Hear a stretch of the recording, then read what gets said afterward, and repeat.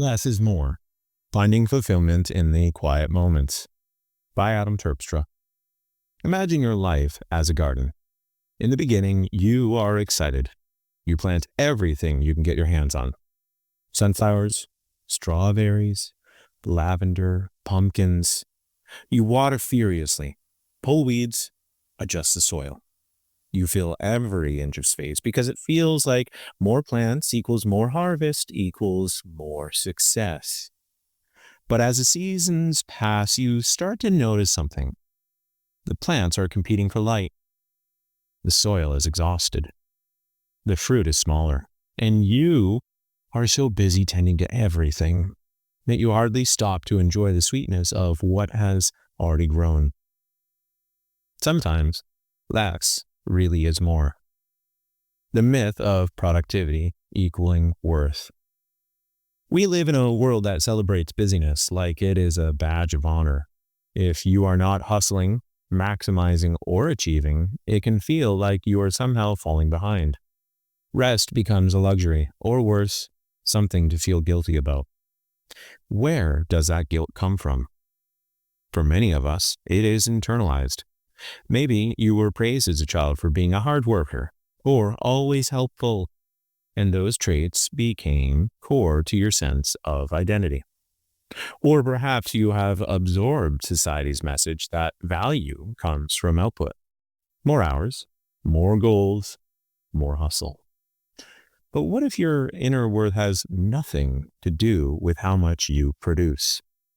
What if fulfillment does not come from constantly adding, but from learning to be with yourself, with your moment, with less? The magic question. Here's a question that often comes up in therapy. If you had all the financial security you need, and you didn't have to work another day in your life, what would you do with your time? It is a surprisingly powerful question. At first, answers might sound like a dream itinerary. I'd travel the world. I'd write a novel. I would start a little business that gives back. But then something quieter surfaces. Something more elemental. Honestly, I'd just sit with my coffee in the morning. Spend time with people I love. I'd rest. I'd be present. And yet when we do find ourselves with a slow afternoon or a free weekend, we struggle. We clean, scroll, fidget. We fill the silence because being still feels unfamiliar or even wrong. That tension is worth noticing. It is not laziness. It is your nervous system gently asking for permission to unlearn. Presence is not laziness.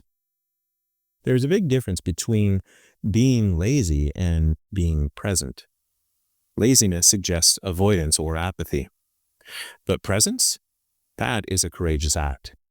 It means noticing the world without trying to control it. It means learning to sit with discomfort, wonder, or even boredom, without reaching for the next distraction. Stillness is not an absence of activity. It is a fullness of awareness. An invitation to pause.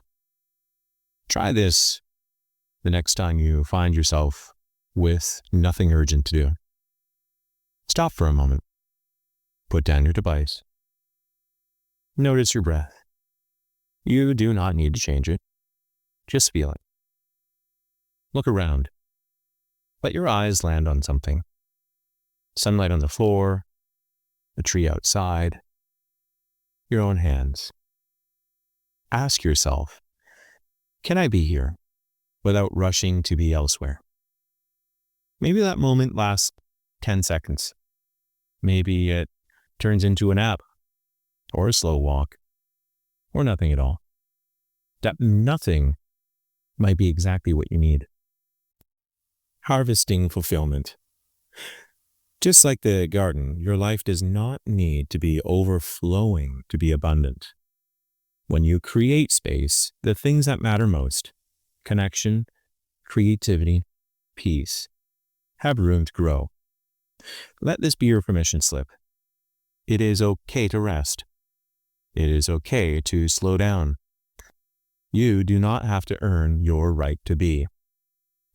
Sometimes the most meaningful moments are the ones where nothing productive happens at all. Gentle reflection. What does less look like in your life right now? What kind of more might emerge from that?